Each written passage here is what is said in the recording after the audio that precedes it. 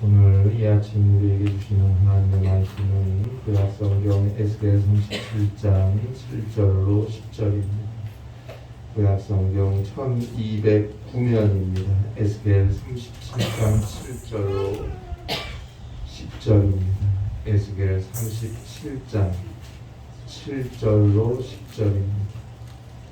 구약성경 1209페이지입니다. 1209페이지 에스겔서 37장 7절로 10절에 있는 말씀입니다.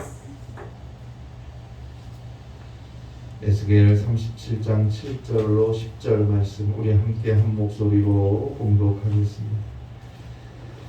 이에 내가 명령을 따라 대언하니 대언할 때 소리가 나고 움직이며 이뼈 저 뼈가 들어맞아 뼈들이 서로 연결되더라. 내가 또 보니 그 뼈에 힘줄이 생기고 살이 오르며 그 위에 가죽이 덮이나 그 속에 생기는 없더라. 또 내게 이르시되 인자야 너는 생기를 향하여 대언하라. 생기에게 대언하여 이르기를 주 여호와께서 이같이 말씀하시기를 생기야 사방에서부터 와서 이 죽음을 당한 자에게 불어서 살아나게 하라 하셨다 하라. 이에 내가 그 명령대로 대언하였더니 생기가 그들에게 들어가매 그들이 곧 살아나서 일어나 서는데 극히 큰 분대더라. 아멘. 얼마 전에 저희 사모가 저한테 목욕실에 뭐 새로 갖다 놓았냐고 물었어요. 그래서 제가 욕실에 비누를 다 써서 지난번에 사놓았던 아이보리향 비누를 새로 꺼내 놓았다라고 말했어요. 그랬더니 그래서 욕실에서 좋은 냄새가 났구나. 향기가 오래 갔으면 좋겠네 라고 말하더라고요. 제가 사모 말을 듣고 욕실에 들어가서 보니까 정말 아이보리 향이 은은하게 풍기고 있더라고요. 비누 하나가 욕실의 향을 기분 좋게 바꿀 수 있다는 걸 보면서 우리도 우리를 만나는 그 누군가에게 산뜻하고 상쾌한 사람이었으면 좋겠다라는 생각을 해보았습니다.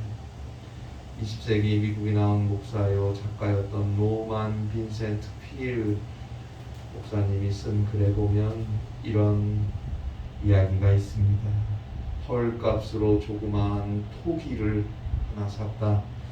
그 토기 속에 장미향수를 넣어서 선반 위에 놓아두었는데 며칠 지난 후에 보니 장미향수가 없어졌다.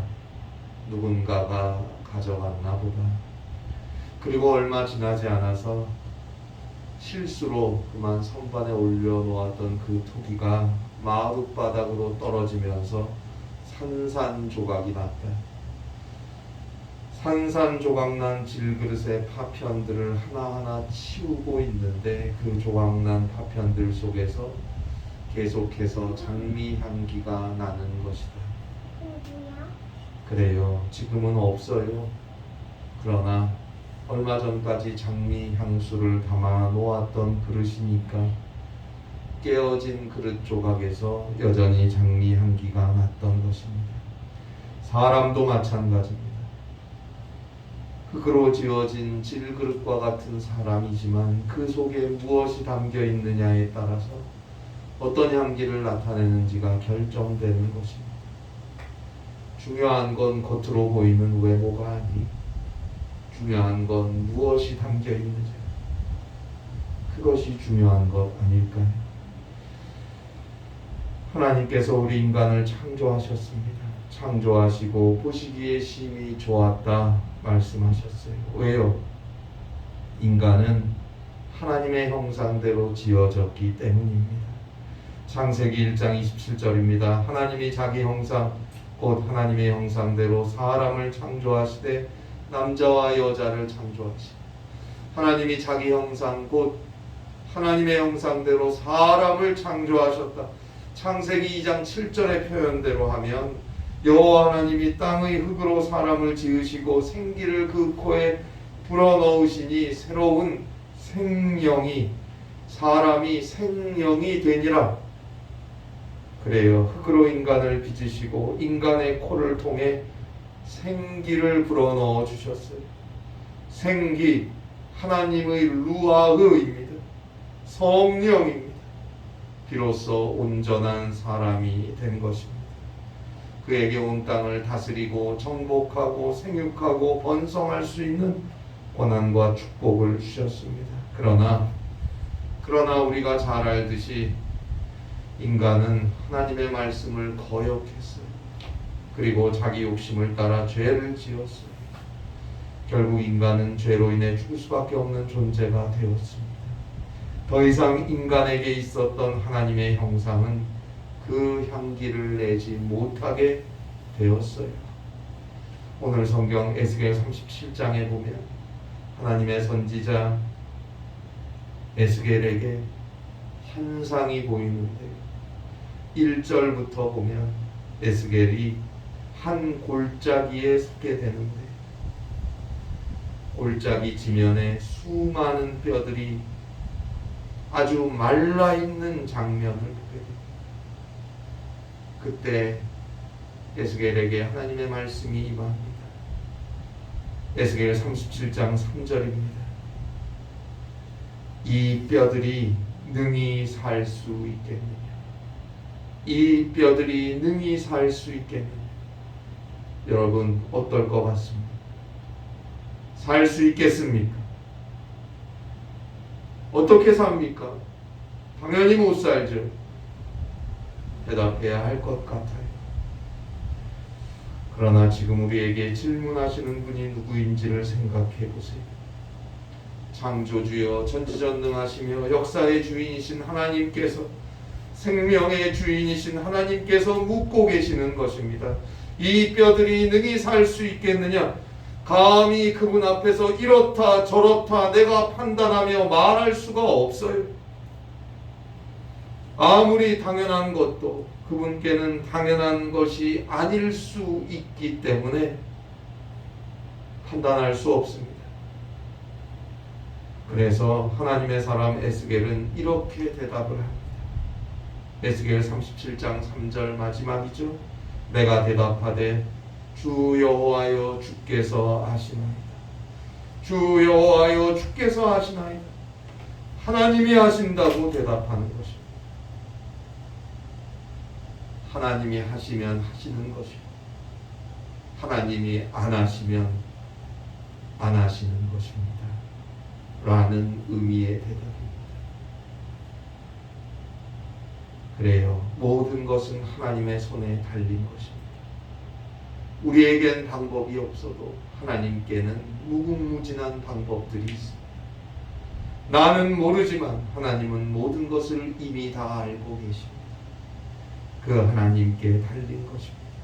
아무리 어려워 보이는 일도, 아무리 불가능한 것 같은 일도 하나님이 하시면 하는 겁니다.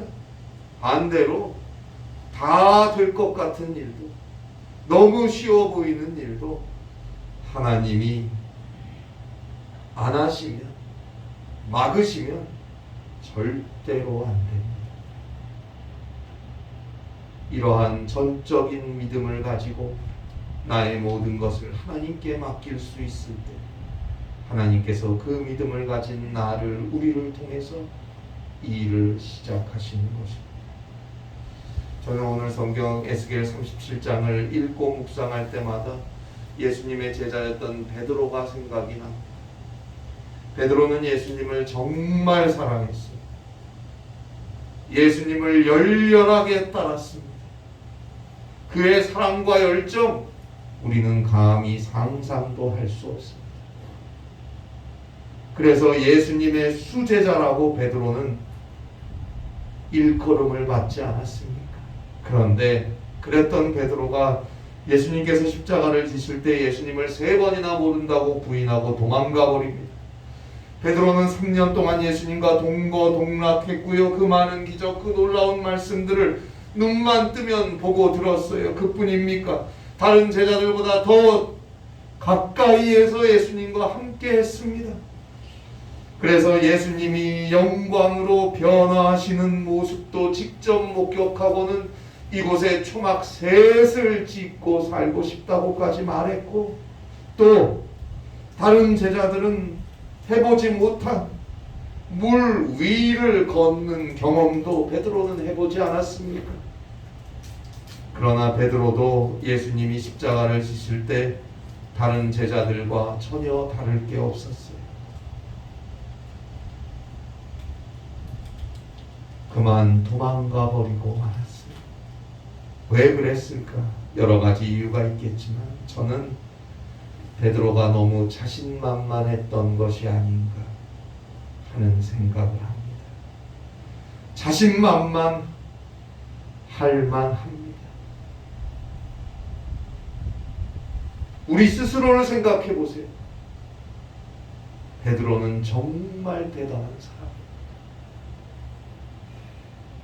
정말 아버지도 가정도 자녀도 다 버리고 예수님을 따라 나섰고, 정말 엄청나고 놀라운 체험도 특별히 많이 했고, 열정도 넘쳤어요. 그래서 예수님이 마태복음 26장 34절이죠. 내가 진실로 너에게 이르노니 오늘 밤 닭 울기 전에 너가 3번 나를 부인하리라.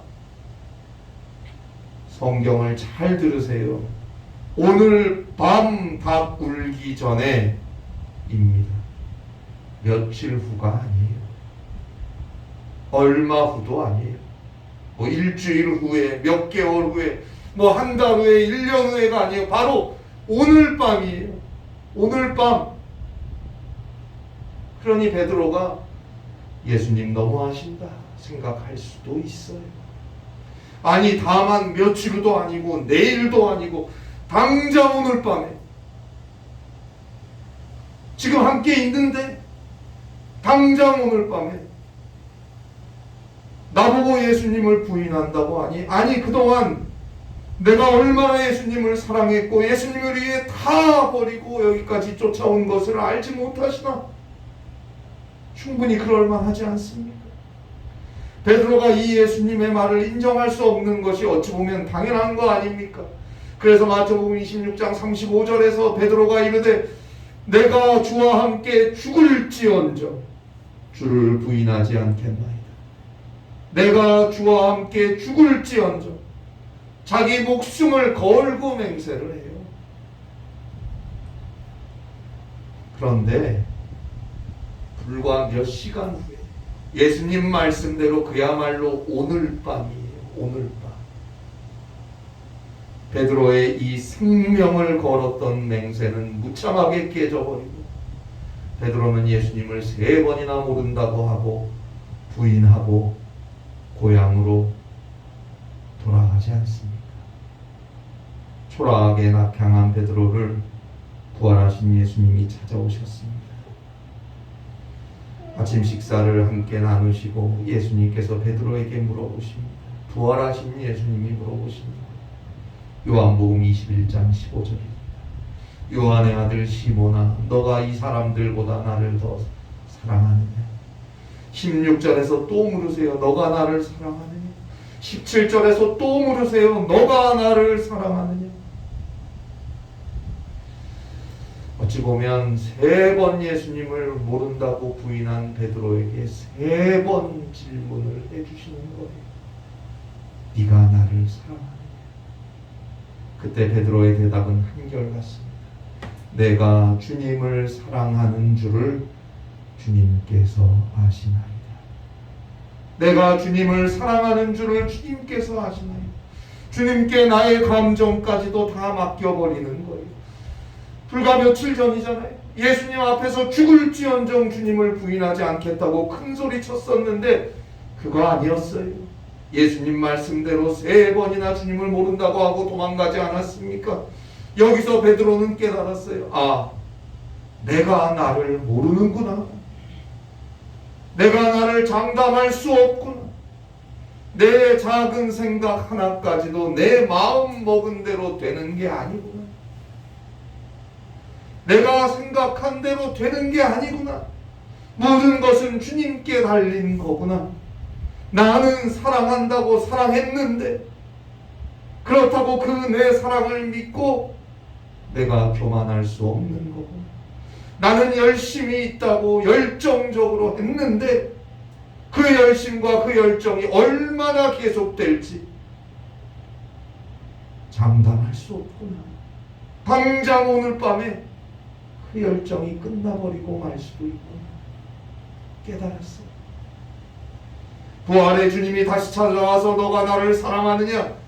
아, 그럼요, 그럼 제 목숨보다 더 주님을 사랑합니다.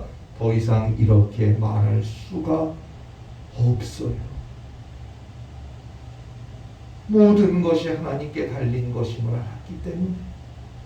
그래서 베드로는 주님께서 하시나이다 말씀을 드립니다. 오늘 성경에서 에스겔은 주 여호와여 주께서 하시나이다. 바로 그들에게 주님은 주의 일을 맡기십니다.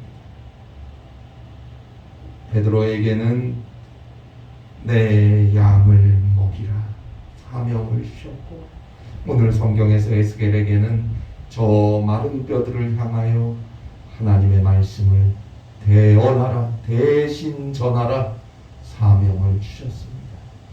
우리가 무슨 일을 하든지 다 하나님께 맡겨버리세요. 그리고 나는 기도하며 주의 음성을 들으려고 주 앞에 무릎 꿇는 것입니다. 내 힘, 내 능력, 내 재능, 특별히 내 감정, 그런 거 너무 믿지 마세요. 별거 아니에요. 내 의지, 별거 아니에요. 우리가 믿고 의지할 분은 오직 하나님, 오직 예수님 뿐입니다. 그분께 하나하나 다 맡기고 오늘도 믿음으로 한 걸음 한 걸음 기도하며 그분을 쫓아 나아갈 때 우리를 통해 하나님은, 예수님은 일하시는 것입니다.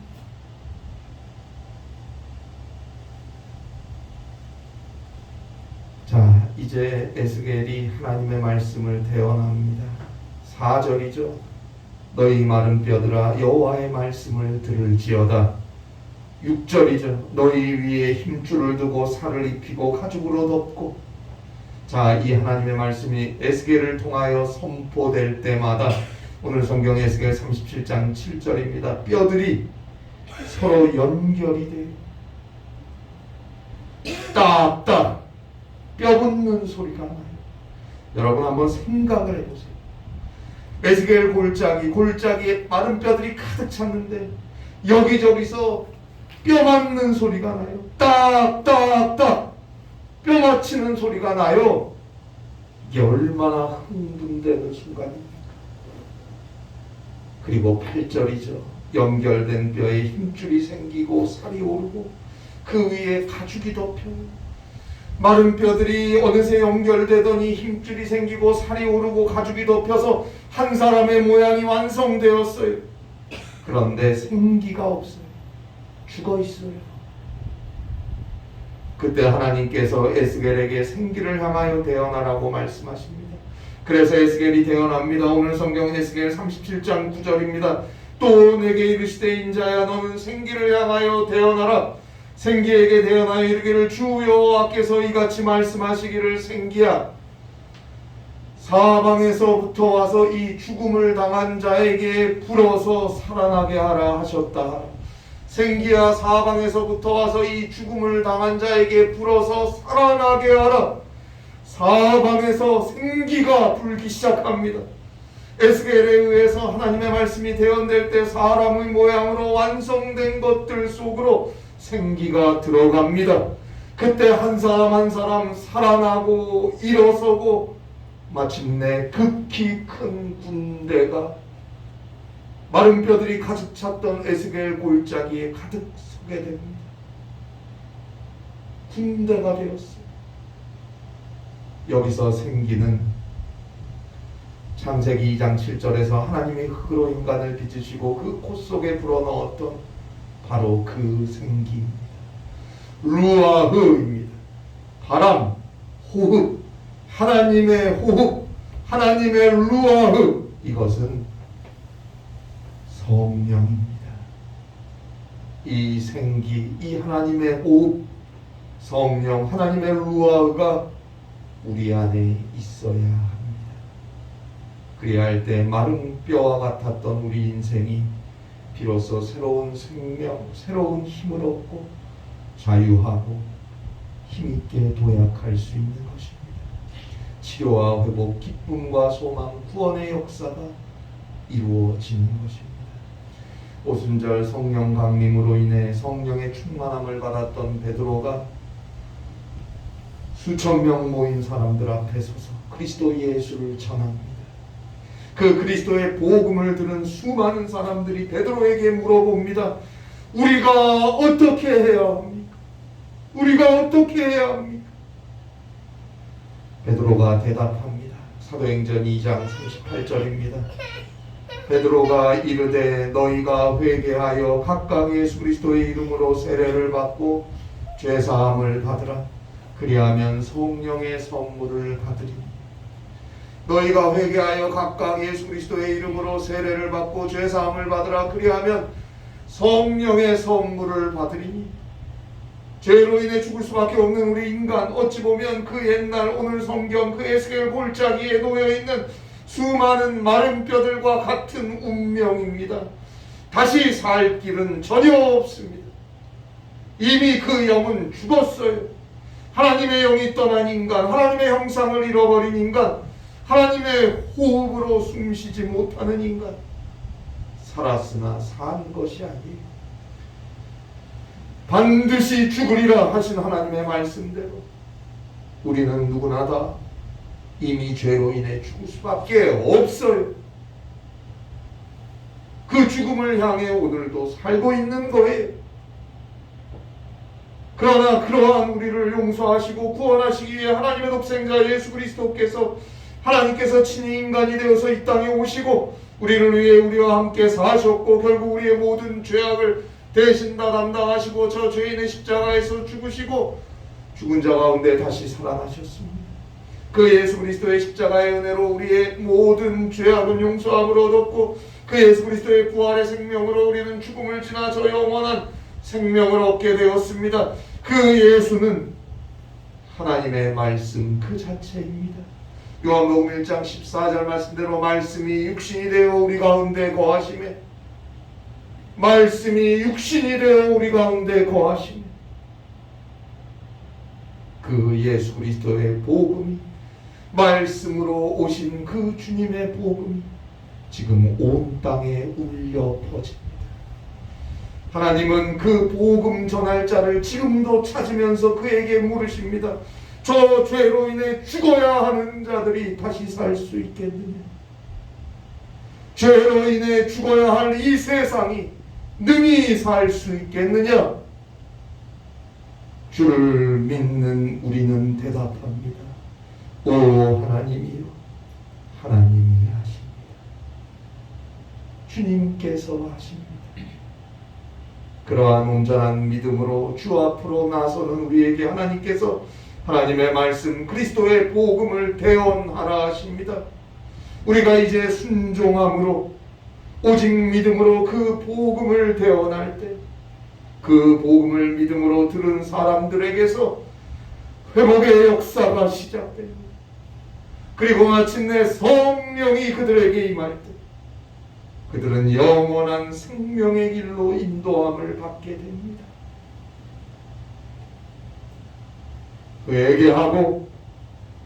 회개하고 예수 그리스도의 이름으로 세례를 받아라.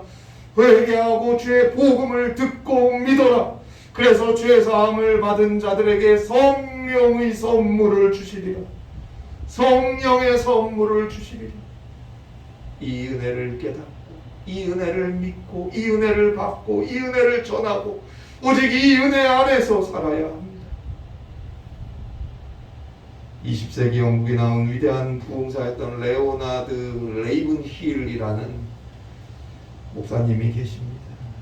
그분이 쓴 소돔에는 말씀이 없었다. 소돔 had no Bible 이라는 책이 있습니다. 그 책의 서문에 나오는 내용, 진지하게 생각해 본 후에 나는 이런 결론에 도달했다. 오늘날 교회들이 하늘에서 내려오는 성령께서 이루어 주시는 부흥을 이루어내지 못하는 주된 이유는 우리가 그런 부흥 없이 사는 것에 만족하기 때문입니다. 우리는 작은 복에 만족합니다. 어떤 사람들은 자기들 교회의 화려한 예배당 시설을 자랑한다. 또 교인들의 숫자를 늘리는데 정력을 쏟는 많은 교회들은 부활절과 성탄절 때 예배 참석자들이 늘어나는 것을 보고 매우 기뻐한다. 또 어떤 교회는 건축원금이 많이 들어오는 것을 자랑한다. 그러나 나는 당신에게 경고한다. 사탄과 지옥의 세력은 육신적 욕망을 쫓는 이런 하찮은 성과를 결코 두려워하지 않는다. 오직 부흥만이 사탄의 나라를 뒤흔들고 그의 힘을 꺾어버리고 그의 영원한 소유를 빼앗고 그의 포로들을 해방한다. 형제들이여, 온전히 겸손해지고 온전히 낮아지고 간절함과 굶주림과 관심과 열정으로 충만해지고 상한 심령과 깨끗한 양심으로 온전히 기도에 힘써. 그러면 하나님께서 대부흥을 허락하실 것이다. 하늘을 찢고 부어지는 능력을 사모하라. 하늘을 찢고 부어지는 능력을 사모하라. 오늘도 우리에게 들려지는 하나님의 말씀, 주의 복음을 귀 기울여 듣고 가슴을 치고 애통하며 진실하게 회개하고 그리스도 예수를 믿는 믿음으로 살아가세요. 저 하늘로부터 부어지는 성령의 능력을 사모하세요. 뭐 해주세요, 뭐 해주세요, 뭐 했으면 좋겠어요. 그런 거 말고 저 하늘로부터 부어지는 성령의 능력을 간절히 사모하세요. 사모하며 간절히 매달리며 기도해서 하세요. 겸손하게 작은 것 하나까지도 모두 다 하나님께 다 맡겨버리고 오직 기도하며 믿음 안에서 십자가를 사모하며 나아가세요. 그의 날 예수님께서 세례 받으시고 물에서 올라오실 때 하늘이 열리고 하나님의 성령이 하늘로부터 비둘기같이 내리는 그 역사가 오늘 우리에게도 주어질 것입니다. 그가 가는 길 위에 사탄은 무릎을 꿇고 주님이 주시는 승리가 펼쳐지는 것입니다. 성령으로 충만한 자, 그에게서 그리스도의 생명력이 나타납니다. 흙으로 지어진 질그릇과 같은 우리이지만 우리 안에 성령이 담길 때 하나님의 호흡, 하나님의 바람, 성령이 충만하게 담겨질수록 그의 얼굴과 그의 말투와 그의 눈짓과 행동 하나하나에서 그리스도의 사랑의 향기가 풍겨날 것입니다. 그를 통해 그의 가정도, 그의 교회도, 그의 삶의 자리들도 그리스도의 사랑으로 치유되고 물들고 하나 되는 역사가 이루어지는 것입니다. 그렇게 그리스도의 구원의 역사는 온 세계를 향해서 뻗어나가는 것이고 거기에 참된 승리가 있는 것입니다. 제발 성령을 사모하고 성령 받기 위해 기도할 수 있는 여러분들과 교회가 되기를 주님의 이름으로 간절히 바랍니다. 기도하겠습니다. 하나님 아버지, 주님의 성령을 허락하여 주시옵소서. 빈들의 마른 풀 같고 에스겔의 마른 골짜기, 에스겔의 골짜기에 쌓인 마른 뼈와 같은 우리의 심령, 성령의 은총을 허락하여 주셔서 다시 살아나게 하시고 주의 역사를 이루어갈 수 있는 주님의 자녀로 힘있게 서게 하여 주시옵소서. 온전한 믿음으로 주님을 바라봅니다. 회개하고 그리스도 예수의 이름으로 세례를 받고 죄 사함을 얻기를 원합니다. 성령의 능력, 성령의 선물들 우리에게 허락하여 주시옵소서. 그 옛날 에스겔 골짜기에 불었던 그 생기를 우리에게 허락하여 주시옵소서. 예수님의 이름으로 기도하옵나이다. 아멘.